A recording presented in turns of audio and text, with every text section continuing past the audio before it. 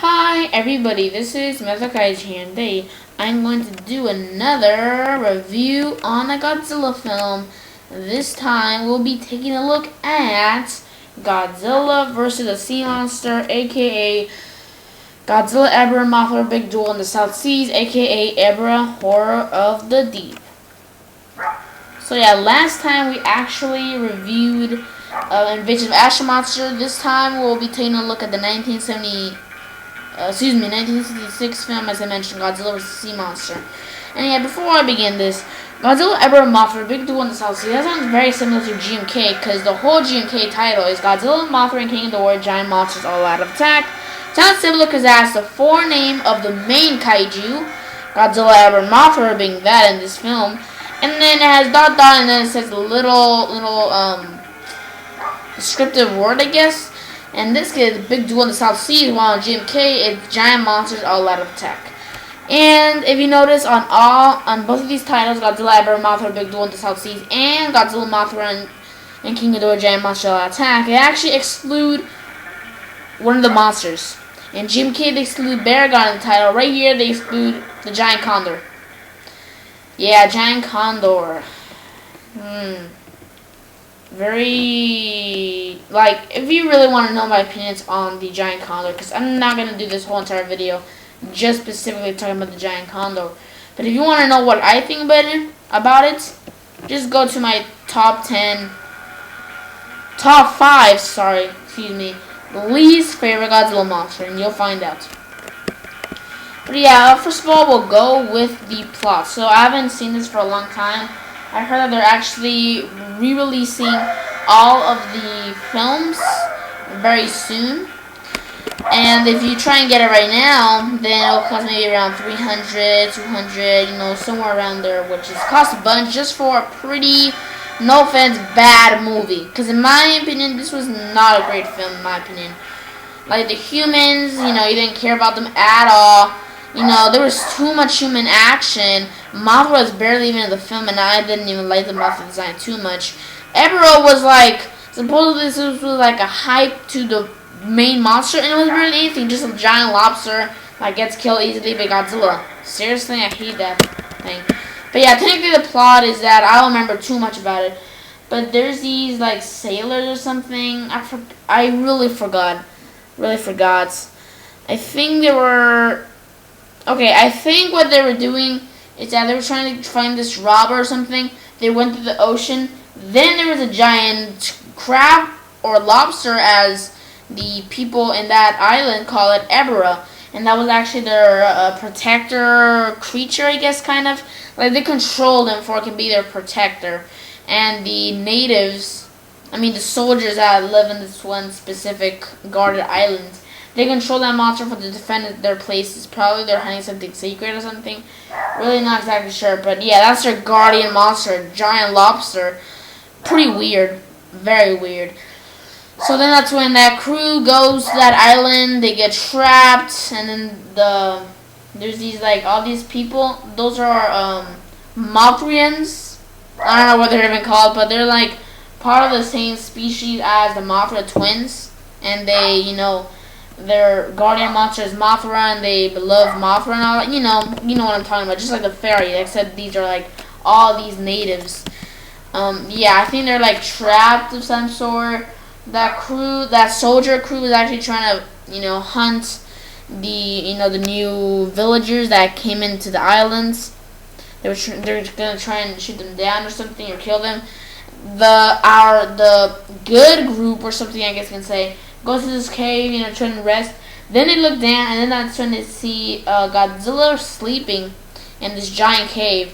Then that's when thunderstorm hits this like sword or something, and then he wakes up, and that's when Ebra's there. It's like a night scene, very short. They're actually just playing like dodgeball or something of that sort.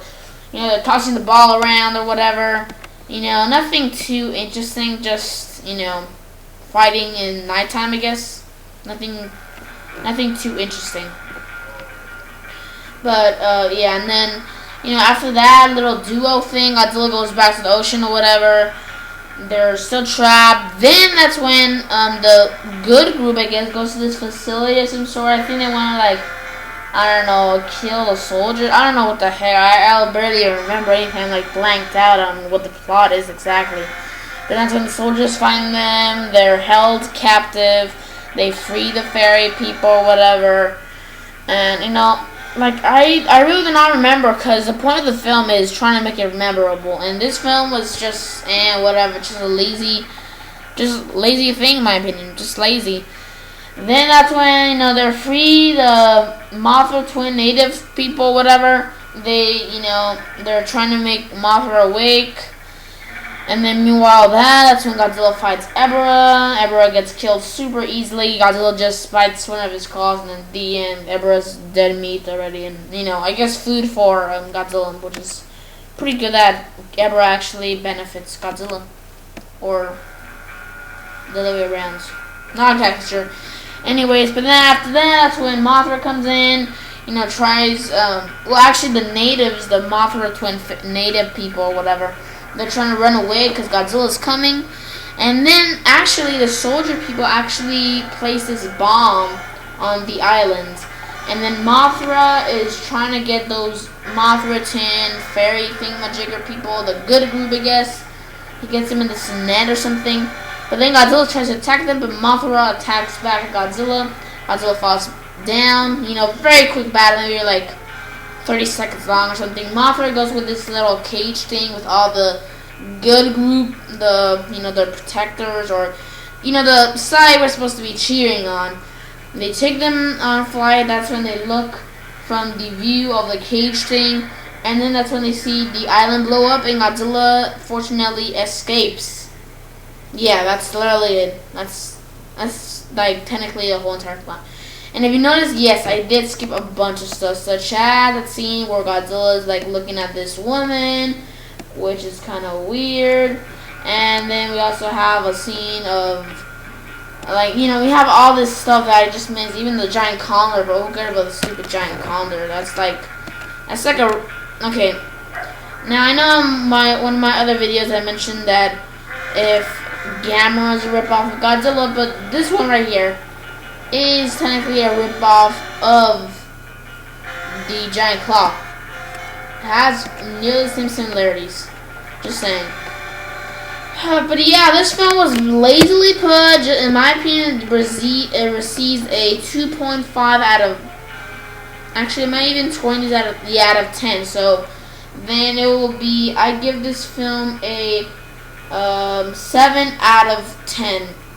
Just a lazy put film. I really didn't like it. And the budget, I want to see how much. Okay, so I'm getting all this in the Wikipedia. The budget was $1,000. Excuse me, $1 million. So that's puny compared to nowadays. And then it was released on December 17, 1966. Only 87 minutes long, nearly 1 hour and 30 minutes. That's pretty short. Studio Toho. You know, this film, I just really didn't like this film. Really, I really did not like this film by no means. I just really hate this film. Like, no offense, but this is like one of the worst Godzilla movies in my opinion.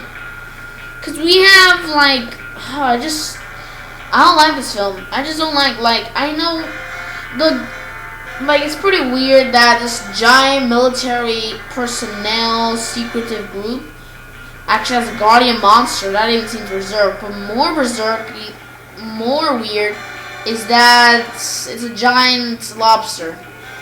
Like, seriously. You gotta be kidding me. And then, you know, why adding the giant condor for? What was the point of that? Seriously, I mean, tell me in the comment below if there was actually a production, like, team up right there or something, or there was a point for doing it, maybe for to represent something. But it's just kind of so stupid. And then, you know, Ebra being the main monster, and then supposedly it's supposed to be a grand giant fight of titans, and then we just see Godzilla just blowing one of Ebra's arms, and then it's dead. You know, just the fight are pretty bad too. Just like nearly everything is bad about this film. The only good thing is that Godzilla is good design. It's not Zilla 1998. It's not like that. Not at all. You know, at least I don't know what else to say about this film. I'm just speechless of Not a good thing, not a good speechless, bad speechless. So I really have nothing to say about this film. I just really did not like this film.